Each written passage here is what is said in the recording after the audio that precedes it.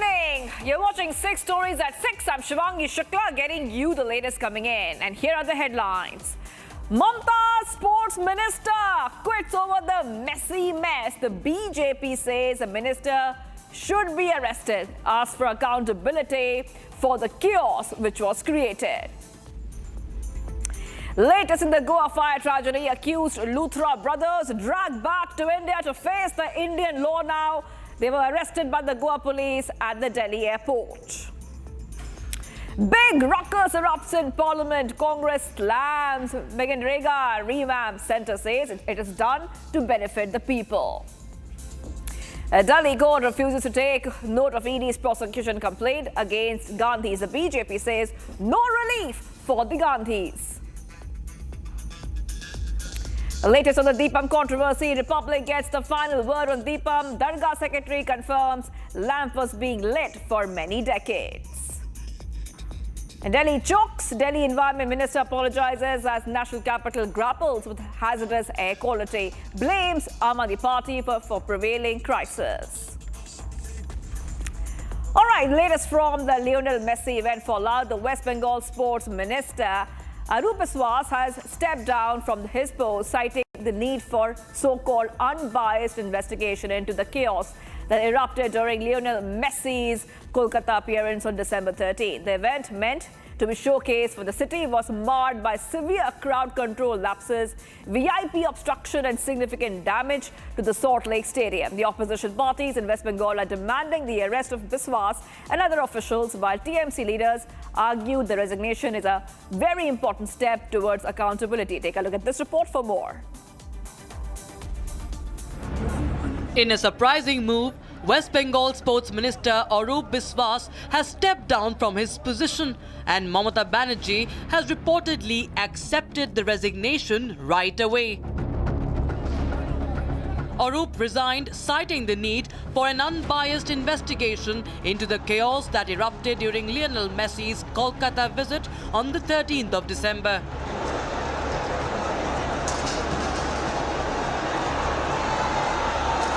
The resignation follows widespread criticism over crowd control lapses, VIP obstruction and damage to the Salt Lake Stadium.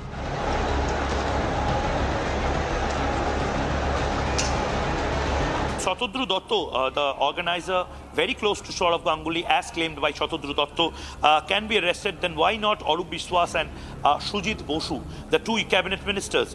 And specifically, let me tell you, Arup Biswas has not resigned as a cabinet minister as a whole.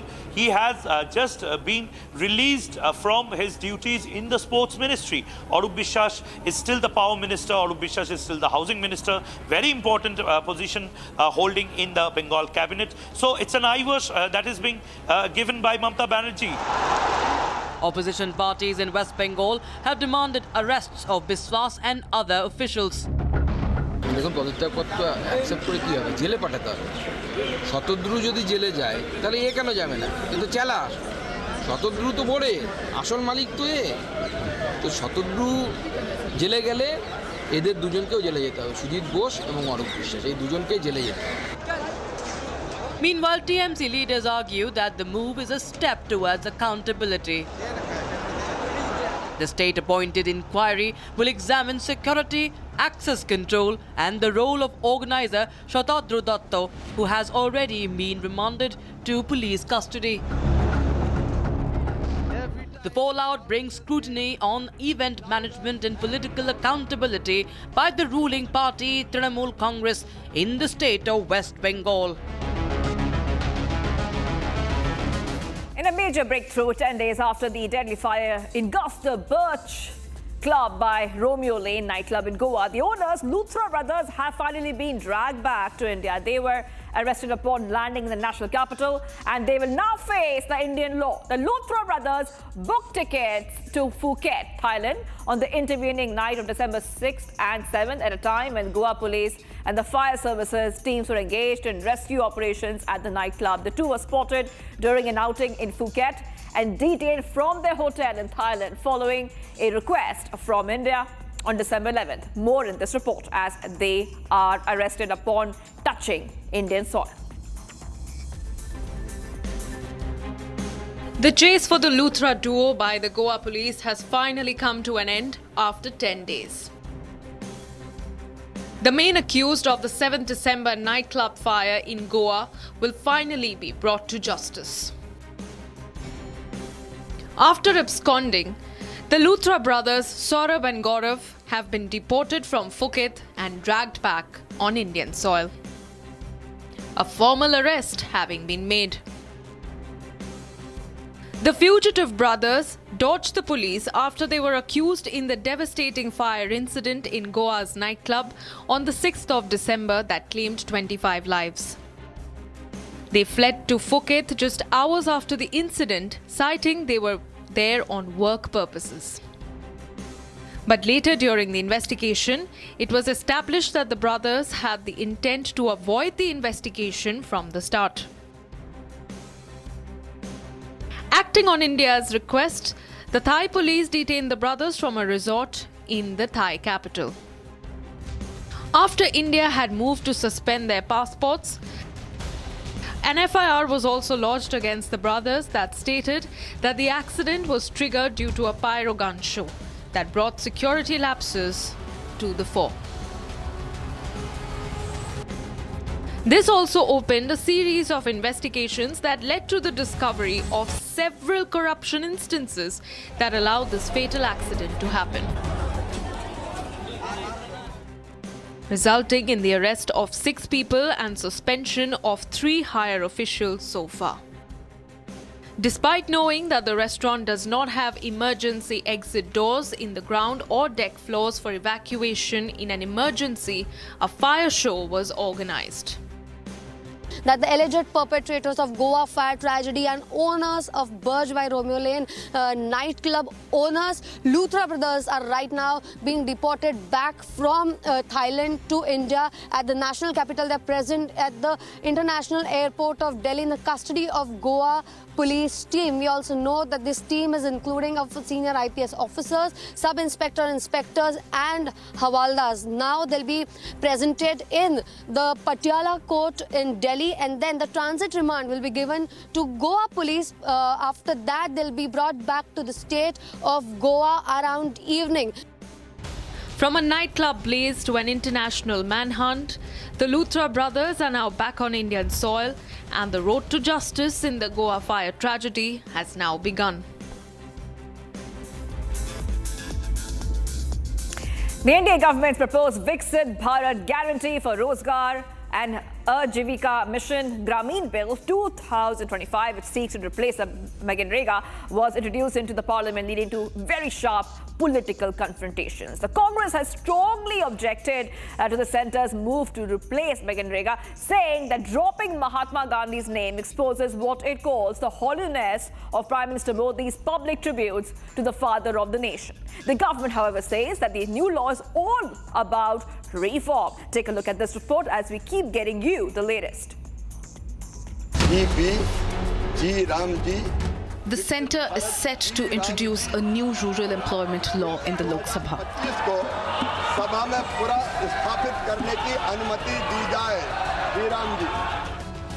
Proposing to repeal the Mahatma Gandhi National Rural Employment Guarantee Act and replace it with the Viksit Bharat Guarantee for Rozgar and Ajivika Mission Bill 2025. Congress MP Priyanka Gandhi has slammed the move, accusing the government of diluting a demand-driven legal right to work and weakening the constitutional role of Gram Sabhas in rural decision-making. Taking on the centre further, Priyanka Gandhi flagged the financial and federal impact of the proposed law. She said that the centre is shifting the burden onto states by cutting its share of funding. Listen in. आदरणीय अध्यक्ष महोदय जी, मैं नियम 72(1) के तहत इस विधेयक को पुनर्स्थापित करने पर अपनी सख्त आपत्ति दर्ज करना चाहती हूं। महात्मा गांधी ग्रामीण रोजगार गारंटी कानून पिछले 20 सालों से ग्रामीण भारत को रोजगार देने में और ग्रामीण अर्थव्यवस्था को मजबूत बनाने में सक्षम रहा है। Responding to the opposition's objections, Kiren Rijiju said that procedural rules were being misused, asserting that objections can only be raised on legislative competence, as clarified by the Speaker. Listen in. सुनेंगे ना फिर भाग जाएंगे चर्चा का मांग करता फिर भागेंगे ऐसा नहीं होता है जो देश हित में बिल पारित करना है वो तो हम पारित करके ही रहेंगे. Meanwhile, senior Congress leader K. Venugopal launched a scathing attack on the centre, calling the move to replace Mangrega as assault on constitution. This is what he had to say. Basically, they are changing the name of Mahatma Gandhi.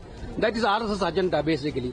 Their ideology killed Mahatma Gandhi. Now they want to remove Mahatma Gandhi name from everywhere. One thing. Number two, the ratio between center and state is completely changing. Now it has become 60-40. That means entire burden is coming to the state government. Basically, means this project is going to be affected. Therefore, I think their agenda is to finish Manrega. Responding to the opposition's charge that the government is erasing Mahatma Gandhi's legacy, Shivraj Singh Chauhan defended the proposed law, saying that the focus is not on names but on strengthening welfare delivery and expanding support for the poorest sections of the society. हम केवल महात्मा गांधी जी को मानते नहीं हैं, हम महात्मा गांधी जी की भी मानते हैं और उन्हीं के विचारों पर आधारित, पंडित दीनदयाल उपाध्याय जी के विचारों पर आधारित गरीब कल्याण की कई योजनाएं ये सरकार मोदी जी के नेतृत्व में चला रही है.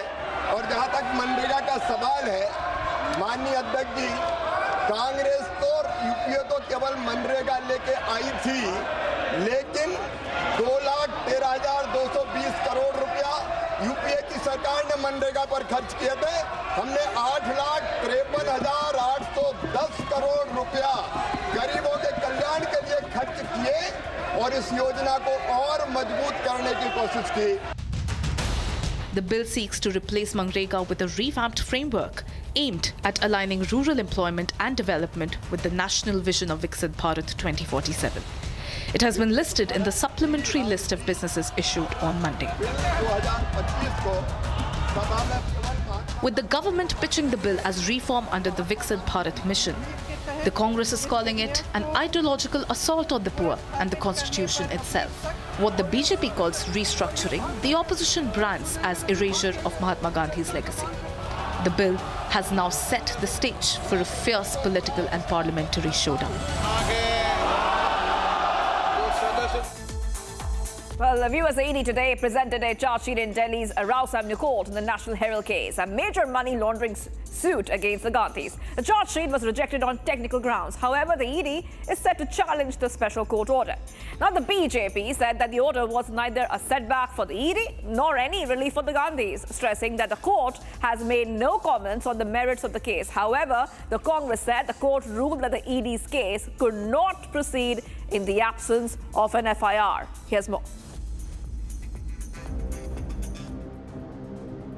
A money laundering suit that began in 2012, the National Herald case continues to shadow the Gandhi family. The Enforcement Directorate today presented a charge sheet in Delhi's Rouse Avenue Court in the National Herald case. The charge sheet stems from a complaint by BJP leader Subramaniam Swamy. However, it was rejected by the court on technical grounds. The ED charge sheet was rejected on grounds that PMLA can't be filed suo motu. However, ED says that the order is based only on technical grounds and does not comment on the merit of the case. Sources tell Enforcement Directorate will challenge the special court order, signalling to continue investigation. There is no doubt about the fact that there is partial relief that has been given to the Gandhis right now. With the charge sheet being rejected by the Delhi court purely on procedural grounds, there is relief, because otherwise, if at all, they would have the court would have taken cognizance of the charge sheet, which would mean that the charges would be framed and thereafter the trial would have begun. Right now, it just means that a few steps backwards with the economic offences wing stepping in and the entire probe essentially beginning. Though the Congress attempts to put ED under scrutiny, the allegations against Gandhi family are much too grave to be overlooked. National Herald case stems from acquisition of shares of AGL worth of rupees 2,000 crores by Young India Limited in just rupees 50 lakhs, an unheard of profit of around 4 lakh%. AGL was the parent company of the National Herald newspaper, an initiative of Jawaharlal Nehru before independence. However, AGL was facing massive losses when it was acquired by Young India Limited, a company set up with Rahul Gandhi and Sonia Gandhi as 76% shareholders. This is not the relief of Madam Sonia Gandhi or Rahul Gandhi. This court has been exposed the illegal, malified, political targeting of Narendra Modi government through this judgment. The day one onward, they are targeting the opposition, especially Sonia ji and Rahul ji, without any legal background, without anything wrong done. They are targeting. Now, our stand is clearly vindicated. While ED has reiterated the court order being passed on technical grounds and not on merit, Congress seems to have construed it as a major relief. This is a very weird case where there is not a millimeter movement of money, not a millimeter movement of immovable property. All the properties remain with AJL, and yet there is money laundering. AJL is now owned 90% by another company, Young India. That is all that has happened.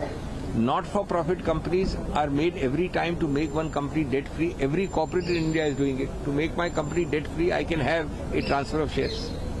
But Young Indian Company is a very remarkable company. It's a not-for-profit company where all the directors, Kharge ji, Sonia ji, late Motilal Vora ji, etc., etc., not one of them can get 1 paisa dividend, even if they want to give a dividend.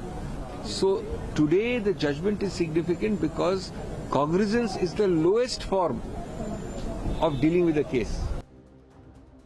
ED sources today called it a clear-cut case of money laundering as massive financial jugglery was alleged with suspicious transaction of over 2,000 crore rupees.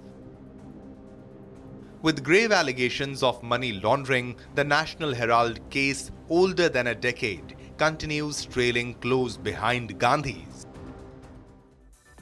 Viewers, the Deepam controversy has also reached a flashpoint. In a very dramatic courtroom developments were seen today. Madras High Court heard the fierce arguments over faith, land, history and public order, even as the Dargah itself broke silence, calling for unity and declaring that the issue was never about the lamp. As the controversy over Kartikai Deepam escalates, Republic has got the final word on the controversy. The Tiruparankundaram Dargah secretary has confirmed that the lamp has been lit for decades, emphasizing on Hindu-Muslim unity. The Dargah chief stated that the dispute revolves around the location, with the Dargah claiming the stone pillar is on their land, granted in 1920. பல நூற்றாண்டு காலமாக அங்கே எந்த ஒரு பிரச்சனையும் இல்லாமல் இந்துக்களும் முஸ்லீம்களும் ஒன்றா இருந்து வழிபட்டுக்கிட்டு வரோம். இந்துக்கள் அவங்களுடைய வழிபாட்டு செய்கிறாங்க, நாங்கள் எங்கள் முஸ்லீம் எங்கள் வழிபாடு செய்கிறோம். எங்களுக்குள்ள எந்த ஒரு கருத்து வேறுபாடும் இல்லை. இப்போ வந்து இந்த இந்து மக்கள் இந்து முன்னணி கட்சி தான் இவங்க தான் வந்து தீபம் வந்து தர்கா அருகிலே ஏற்றி ஆகணும் அப்படின்னு சொல்லி ஒரு மதக்கலவரம் உண்டாக்குறக்காண்டி ஒரு திட்டமிட்ட செயல் பண்ணி அது பண்ணுறாங்க. அது பல வருஷமாக வந்து முயற்சி பண்ணாங்க. அது தமிழக அரசு கவர்மெண்ட்டால் அது வந்து போலீஸோடைய பாதுகாப்போட அவங்கள வந்து அதை வந்து அந்த இதுக்கு இடம் கொடுக்கல. ஆனால் இப்போ திடீர்னு ஒரு ஜட்ஜ்மெண்ட் வாங்கிட்டு வந்து அதை நிறைவேற்றுன்றாங்க. அந்த ஜட்ஜ்மெண்ட்டில் பார்த்தீங்கன்னா அவசரமாக தர்கா சார்பில் எந்த ஒரு கேள்வியும் கேட்கப்படலை. உங்களுக்கு இதில் மறுப்பு இருக்கா, சம்மந்தம் இருக்கா, சம்மந்தம் இல்லையான்னு கூட கேட்காம அவசரமாக வந்து ஜட்ஜ்மெண்ட் கொடுத்தாங்க. நாங்கள் அவசரமாக வந்தோன்னா நாங்களும் ஒரு 2 உயர்நீதிமன்றத்தில் வந்து ஒரு மூத்த வழக்கறிஞர்களை போட்டு நாங்கள் வாதாடினோம். எங்களுடைய கோரிக்கையை சொன்னோம். அதுக்கு எங்களுக்கு டைம் கூட கொடுக்கல. எங்களோட கோரிக்கையை சொல்லி கூட டைம் கொடுக்காம அவசரமாக ஜட்ஜ்மெண்ட் சொன்னாங்க. அந்த ஜட்ஜ்மெண்ட்டில் வந்து ஆல்ரெடி நிறைய ஜட்ஜ்மெண்ட்டில் வந்து 1920, 31, 58, 62, 78 94 14 17 இப்படி நிறைய ஜட்ஜ்மெண்ட்டில் வந்து அந்த மாதிரி எதுவுமே அங்கே வந்து தீபம் ஏற்றுன்ற ஒரு இது கொடுக்கல. புதுசாக ஏற்றுனால அதில் வந்து தமிழக அரசு ரொம்ப கவனம் எடுத்து இதில் ஒரு பெரிய லாண்ட் ப்ராப்ளம் இருக்குன்ட்டு அதை வந்து நடைமுறைப்படுத்த விடலை. Meanwhile, a survey of the hilltop land, which is the center of the controversy, has been demanded by the Tamil Nadu Waqf Board to the Madurai bench of the Madras High Court. The board claims that the famed Deatined stands on the Dargah property. The board also highlighted that the flag post has been alongside it for over 80 years, asserting long-standing occupancy. The appeals and petitions at the Madurai bench of the Madras High Court on the Deepam row of Thirupurakundram continues for day 2. This comes after multiple appeals and petitions came against Judge G.R. Swaminathan's the single-bed judge notice to light the lamp on the Deepatun on the hilltop. However, now the two-bed judge is taking up the case and multiple petitions being heard with multiple actions coming in from the government, the Dargah side, even the Waqf Board pointing out that it is not a Deepatun but it's a survey land conducted during the British time and it was built at that point of time. There's one more point kept by the temple administration telling that it is a pillar that was used to light the lamps, but it was the Jain who did that and not the Hindus. And now there's also another point telling that the temple had it as a Deepatun in 1992 but never followed the practice. Multiple versions of single pillar coming and the court is yet to decide on what the final answer would be. And tomorrow being the final verdict under Judge G.R. Swaminathan, the district collector of Madurai, the police commissionerate of the city, and also through video call there will be the ADGP of the law and order of the Tamil Nadu state and including the chief secretary will be attending it. Maybe the Thirupuram will come to an end by tomorrow when the final judgment is given. The Waqf Board also called the lighting of the lamp ritual as non-existent. The board argued that there was no proven custom of lighting the Kartikai Deepam at the stone pillar as early as 1982. Questioning how the single judge spoke of restoring a tradition that according to records never existed. He argued the dispute is not about faith, but about title, access and easement rights, which can only be decided by a civil court, not through a writ petition. The board also pointed to an earlier civil court decree that had effectively partitioned the hillock, allotting specific areas to both communities. Stressing upon that the steps and access routes fall under Dargah control and argue that the very term Deepatun was coined for the first time in a single judge ruling. Raising the stakes further, senior advocate Vikas Singh, appearing for district and police authorities, warned of serious public order consequences. He argued there is no fundamental or statutory right to light a lamp at the disputed pillar and cautioned that allowing lakhs of devotees onto narrow hillsides near a dargah could trigger chaos. A lamp, a hill, and a history of coexistence now under judicial scrutiny. As the High Court weighs law against legacy, the fate of Thirupurakundram's fragile harmony hangs in the balance.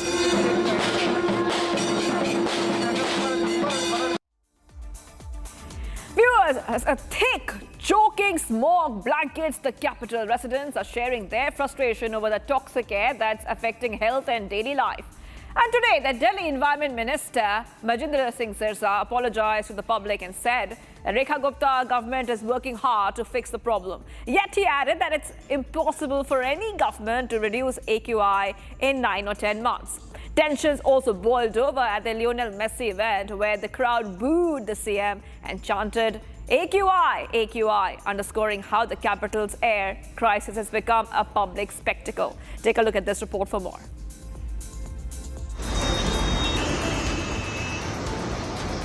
Be it any government, air quality across the national capital continues to deteriorate. New Delhi's AQI has stood in poor to severe category since the start of the winter season. The residents and tourists alike have time and again complained about the poor air quality and its effect on health. Pollution की स्थिति बहुत ज़्यादा गंभीर है, सांस लेने में बहुत तकलीफ हो रही है। मैं तो कल शाम को ही आया हूँ दिल्ली, वैसे स्टडी करता हूँ, इंदौर ही पढ़ता हूँ मैं। इंदौर के मुकाबले यहाँ मेरे को ऐसा सांस लेने में बहुत तकलीफ हो रही है और गला दुख रहा है, बहुत ऐसा अटपटा लग रहा है बहुत ऐसे। Delhi's Environment Minister Majinder Singh Sirsa made a public surrender today. apologizing to the people, stating that the Rekha Gupta government is working hard to fix the issue. But while apologizing, he also added that it is impossible for any elected government to reduce the AQI in 9 to 10 months. Closing of all that polluting industries, putting industries out of Delhi, putting the building norms in a strict format where no dust mitigation should be there, clean the roads with the roads MRS so that the no dust is there. So all those kind of the emissions has to be controlled. All those vehicles without PUCC has to be cleared. All that traffic coming outside from Delhi, from Haryana, UP, Punjab, other Madhya Pradesh, other states, has to be strictly with the compliance of Delhi norms. Not gung-ho anymore, the Delhi Chief Minister sought to convey that AQI2 is a legacy left by the AAP government. चाहे जल भराव हो दिल्ली का, चाहे प्रदूषण हो, पिछली सरकारों के दुष्कर्मों का प्रभाव दिल्ली की जनता भुगत रही है, जिसे हम अपनी ओर से पूरा प्रयास करके ठीक करने की कोशिश कर रहे हैं। रिजल्ट आएगा, रिजल्ट आने में थोड़ा टाइम लग सकता है, चाहे पॉल्यूशन के हम जितने मेजरमेंट आज कर रहे हैं, आज से हम जब सड़कें हमने ठीक करनी शुरू करी, आज से जब हमने मिस लगानी शुरू करी, आज से जब हमने बाकी सब मेजरमेंट करने शुरू किए, तो उसका रिजल्ट आते आते टाइम लगेगा। पर ये अगर पिछली सरकारों ने 10 साल 15 साल की कांग्रेस की सरकार और 11 साल की आम आदमी पार्टी की सरकार ने अगर कुछ किया होता तो दिल्ली को ये दिन नहीं देखना पड़ता। This came after Delhi reportedly recorded the most polluted day of the season with an AQI of 461 a day before the event. This was the second worst AQI in December since 2015. On the other hand, Singapore, United Kingdom and Canada High Commission in New Delhi issued an air pollution advisory for its nationals in the Delhi NCR region after stage 4 of GRAP was announced. The blame game between the Aam Aadmi Party and the BJP rages on, leaving residents and tourists alike to bear the brunt of a problem that has lingered for decades. And viewers, that's all we have on 6 Stories at 6. I'm Shivangi Shukla signing off. We'll be back tomorrow, same time and same place. Next, we'll go live and breaking with my colleague Shavan Sen.